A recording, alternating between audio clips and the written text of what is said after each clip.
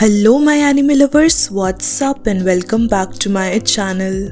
आज हम एक न्यू एनिमे स्टार्ट करने वाले हैं जिसका नाम है सोलो लेवलिंग, जो 7 जनवरी 2024 में रिलीज हुई थी। इस सीरीज को 100% रॉटन टमेटोज मिले हैं और IMDb में इसकी रेटिंग 8.3 आउट ऑफ 10 है। एक्चुअल में ये एक जापानीज नहीं बल्कि एक कोरियन मांगा से इंस्पायर्ड एनिमे है जिसे कोरियन राइटर चुगोंग ने लिखा है। इस एनिमे में कोरियन नेम्स होने के कारण मुझे भी कैरेक्टर्स के नाम प्रोनाउंस करने में डिफिकल्टी आई है, but I tried my best to pronounce it correctly. So अब बिना किसी देरी के देखते हैं सोलो लेवलिंग सीजन 1 का एपिसोड नंबर 1।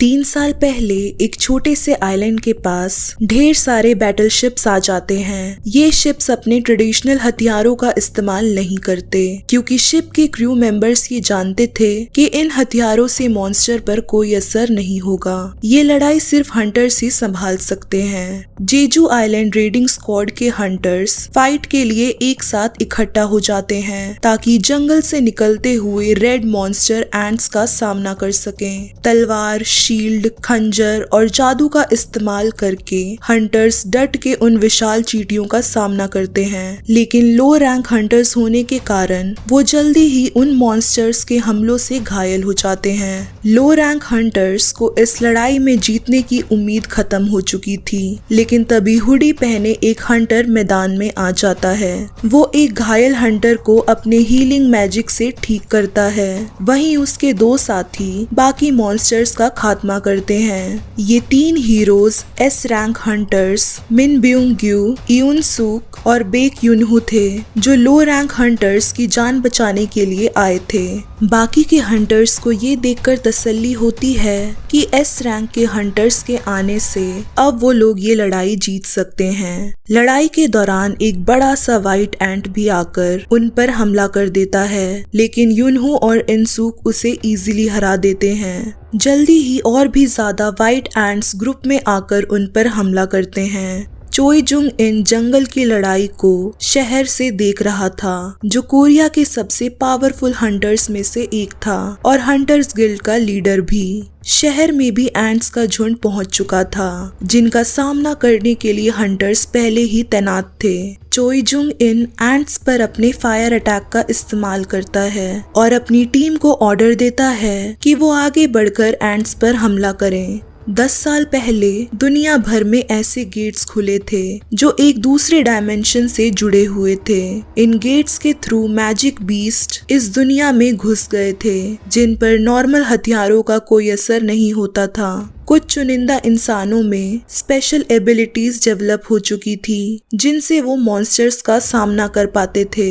इन लोगों को हंटर्स कहा जाता है। हंटर्स को उनकी पावर के अकॉर्डिंग रैंक्स मिले हुए हैं। ई रैंक सबसे कमजोर हंटर्स का रैंक है, उसके ऊपर डी, सी, बी और ए रैंक्स हैं और सबसे ताकतवर एस रैंक के हंटर्स हैं। हंटर्स चाहे जितनी भी ट्रेनिंग कर लें, उनकी शक्तियां ज्यादा नहीं बढ़ सकती। जो हंटर एक लेवल पे अवेकन होता है वो हमेशा के लिए उसी लेवल का बन के रह जाता है, यानी कि हंटर्स के रैंक को कभी अपग्रेड नहीं किया जा सकता। सीन फिर प्रेजेंट टाइम का दिखाया जाता है, जहां एक कंस्ट्रक्शन साइट पर हंटर्स रेड के लिए इकट्ठा होते हैं। किम सांग शिक अपने एक पुराने दोस्त पार्क ब्योम शिक से मिलता है, जिसने अपनी फैमिली को संभालने के लिए रेड्स पर जाना छोड़ दिया था, लेकिन अपनी फैमिली के लिए पैसा कमाने के लिए वो दोबारा रेड पर आया था। सुंग जिन वू नाम का फेमस हंटर भी रेड के लिए वहां आ जाता है। सब जिन वू को ग्रीट कर रहे होते हैं, जिसे देखकर पार्क को लगता है कि वो शायद कोई ताकतवर हंटर होगा, जिसके कारण वो बाकी सब में फेमस है। किम हंसते हुए बताता है कि जिन वू फेमस जरूर है, लेकिन सबसे कमजोर होने के लिए। पिछली रेड के बाद जिन वू काफी दिनों तक हॉस्पिटल में था।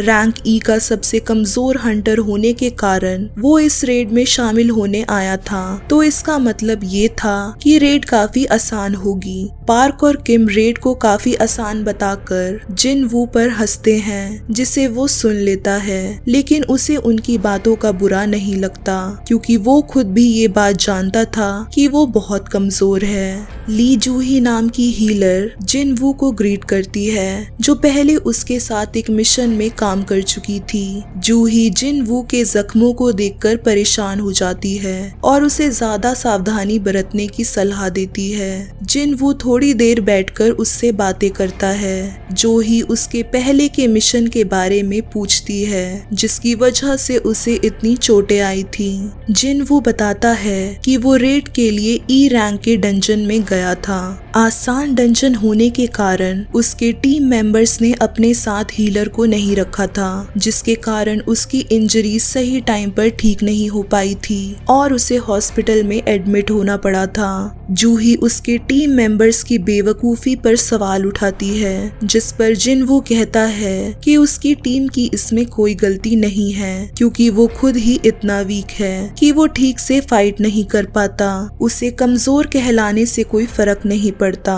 और अब उसे इन सब की आदत हो चुकी है। सोंग च्यूल इस रेड का टीम लीडर था, जो सभी हंटर्स को इकट्ठा करके अपना परिचय देता है, फिर टीम को डंजन के गेट के अंदर ले जाता है। रेड शुरू होते ही जिन वो चेक करता है कि उसका हथियार सही जगह पर है। उसके पास एक कमजोर चाकू था, क्योंकि पैसों की कमी के कारण वो वही खरीद सकता था।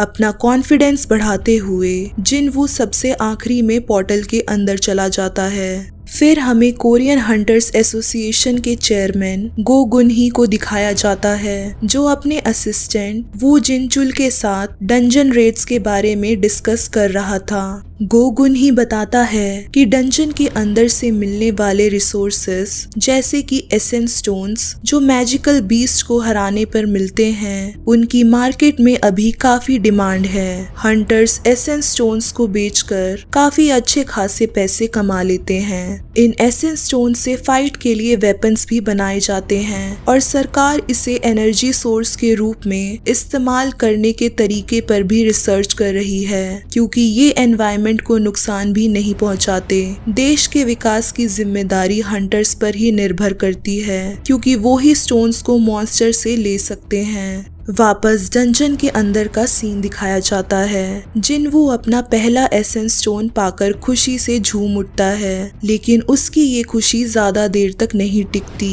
क्योंकि एक गॉब्लिन उस पर तलवार से हमला कर देता है। जिन वो गॉब्लिन को चाकू से मारने की कोशिश करता है, लेकिन उसका कमजोर चाकू टूट जाता है। इससे पहले कि वो खुद को संभाल पाता, गॉब्लिन उसके पेट में तलवार मार देता है। जिन वो को घायल देखकर पार्क बीच में आ जाता है और वो गॉब्लिन को खत्म कर देता है। हीलर होने के कारण जूही उसके जख्मों को ठीक करती है। रेड टीम मेंबर्स मिलकर बाकी के मॉन्स्टर से फाइट करते हैं और डंजन के बॉस वेयरवुल्फ को हरा देते हैं। लूट करते हुए मेंबर्स जीत का जश्न मनाते हैं, जबकि जिन वो दूर से उन्हें देखते हुए अपने इंजरी से उभर रहा होता है। जूही चिंता भरी आवाज में जिन वो की फिक्र करती है और उसके जख्म हील करते वक्त उसके लिए अपने जज्बात जता देती है। इस डंजन से सारे मेंबर्स को काफी कीमती लूट मिल चुकी थी। वहीं जिन वू को अपनी लाइफ रिस्क में डालने के बावजूद सिर्फ एक ही एसेंस स्टोन मिला था, जो ज्यादा कीमती नहीं था। टीम का दूसरा मेंबर जियोंग घो एक केव एंट्रेंस ढूंढता है, जो एक रेयर डबल डंजन का हिस्सा होता है। वो सबको ये खबर बताता है। टीम मेंबर्स लूट के लिए उस केव को एक्सप्लोर करने का फैसला करते हैं। आधे लोग इसके खिलाफ जाते हैं, जिस पर वो फाइनल डिसीजन के लिए वोट करने का फैसला करते हैं। सारे मेंबर्स ने एक एक करके अपने वोट्स दे दिए थे, जो कि ड्रॉ हो चुका था। अब सिर्फ जिन वू बाकी था, जिसका वोट फैसला करेगा कि वो केव के अंदर जाएंगे या फिर नहीं। सुंग जिन वू अपने परिवार का अकेला कमाने वाला था, क्योंकि उसके डैड लापता हो चुके थे। उसकी मॉम हॉस्पिटल में एडमिट थी और वो अपनी बहन की कॉलेज की पढ़ाई के लिए पैसे दे रहा था।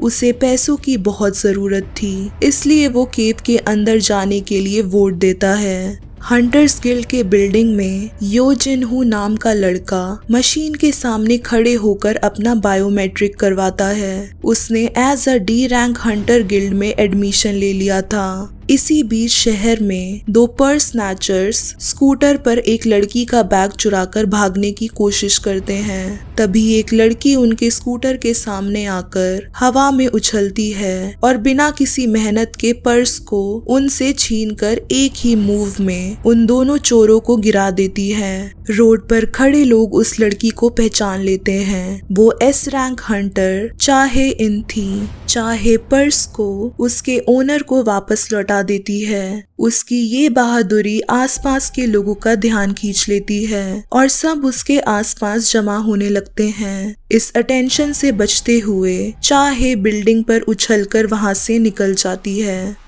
वापस से सीन संग जिन वू और उसकी टीम पर शिफ्ट होता है, जो केव के अंदर 40 मिनट से सफर कर रहे थे। जूही इस केव के अंदर नहीं आना चाहती थी, जिसके कारण जिन वू जूही से अपने उस वोट के लिए माफी मांगता है जिसने उन्हें इस मुश्किल में डाल दिया था। जूही ऑलरेडी जिंग वू की हालत के लिए परेशान थी। वो बार बार उसे अपने आप को खतरे में डालने पर टोकती है और उसके पिछले घाव को हील करने की मुश्किलों को याद दिलाती है। जिन वो गिल्ट में डूबा अपने इंजरीज का बोझ जूही पर डालने का अफसोस करता है। जिन वो की उदासी को महसूस करते हुए जूही उसे तसल्ली देती है और कहती है कि वो उसका शुक्रिया अदा करने के लिए उसे बाहर लंच पर ले जा सकता है। आखिरकार वो लोग टनल के एंड तक पहुंचते हैं और एक बड़े से दरवाजे को अपने सामने पाते हैं। सभी उस दरवाजे को खोलने का फैसला करते हैं और उसके पीछे के अनजान कमरे में घुस जाते हैं। इसी बीच चेयरमैन गो गुनही नए अवेकन लोगों से वीडियो के थ्रू बात करते हैं। वो उन्हें हंटर बनने के खतरों के बारे में चेतावनी देते हैं। गुनही कहते हैं कि न्यू हंटर्स के साथ साथ एक्सपीरियंस्ड हंटर्स को भी हमेशा सतर्क रहना चाहिए। वो सलाह देते हैं कि कभी भी किसी तरह की लापरवाही ना करें और हमेशा अलर्ट रहें। जैसे ही जिनवू और उसकी टीम उस अननोन रूम के अंदर एंटर करती है, पूरा कमरा ब्लू फायर से चमक उठता है। टीम मेंबर्स उम्मीद करते हैं कि इस रूम से उन्हें रेयर लूट मिल सकता है, जिनकी कीमत बहुत ज्यादा होगी। पर अंदर के पुराने स्टैचूज और उसके स्ट्रेंज इंस्ट्रक्शंस को देखकर वो सभी उलझन में पड़ जाते हैं। जो ही डरते हुए जिनवू को बताती है कि उसने सबसे बड़े स्टैचू को उसकी तरफ घूरते हुए देखा है, लेकिन जिनवू उसे तसल्ली देते हुए कहता है कि उसे कुछ गलतफहमी हुई होगी।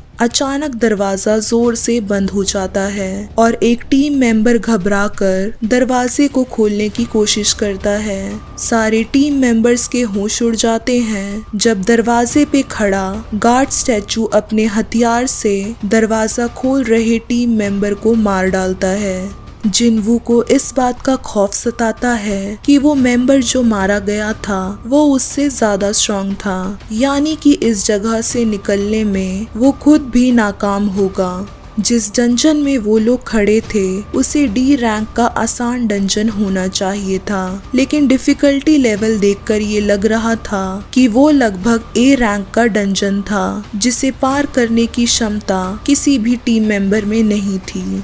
जिनवू घूमकर उसी बड़े स्टैचू को देखता है जिसकी जूही ने चेतावनी दी थी। वो स्टैचू अपने आइस को जिनवू की तरफ घुमा देता है, जिसे देखकर उसकी याददाश्त में पुराने डंजन्स के सब खतरनाक एक्सपीरियंसेस फ्लैशबैक हो जाते हैं, जिनमें से उसे कई बार हॉस्पिटल में एडमिट होना पड़ा था। एक बार तो वो भूख से मरने भी वाला था। लो लेवल के डंजन से भी वो इतनी मुश्किलों से बचा था। खास एसेंस स्टोन कलेक्ट ना कर पाने के कारण उसे कभी भी ज्यादा पैसे नहीं मिल पाए थे। वहीं दूसरे हंटर्स अच्छी लूट करके उससे ज्यादा पैसे कमाकर अपने लिए अच्छे हथियार भी खरीद लेते हैं, लेकिन वो बस सस्ते चाकू ही खरीद पाता है। वो खुद कभी भी ठीक से फाइट नहीं कर पाता, लेकिन उसने ये चीज नोटिस की थी कि वो हमेशा खुद को मरने से बचा जरूर लेता है, जिसकी वजह से वो तुरंत समझ गया था कि अगले ही पल क्या होने वाला है। स्टैचू की घूमती हुई आइस को देखकर जिनवू जोर से चिल्लाता है और सबको झुकने के लिए कहता है। स्टैचू की आइस से बीम अटैक हुआ था जो आधे हंटर्स को राख में बदल चुका था। बचे हुए हंटर्स ये खौफनाक नजारा देखकर डर जाते हैं। जिनवू अपनी इंटेलिजेंस से आधे लोगों की जान बचा लेता है, लेकिन तुरंत ही उसे रियलाइज हो जाता है कि ये डंजन उनके लिए मौत का खेल बनने वाला है।